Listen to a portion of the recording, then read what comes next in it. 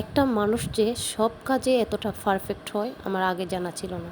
হয়তো ওনাকে না দেখলে আমি জানতামই না কিভাবে একটা মানুষ সব কাজে এতটা পারফেক্ট হয়। সব কাজে পারফেক্ট হলেও না আপনি তো রিয়েল লাইফে হেরে গেলেন।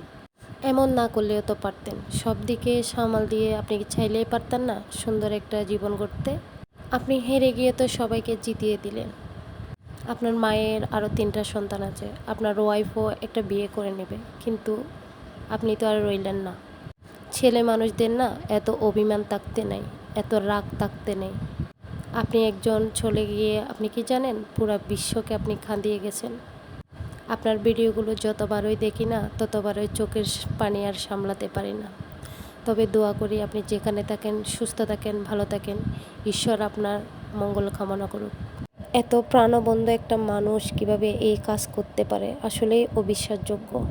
আপনার ভিডিও যতবারই সামনে আসে বেশ হাজারবার দেখি আমি, কেমনে একটা মানুষ এতটা অভিমান নিয়ে নিজেকে হত্যা করতে পারে।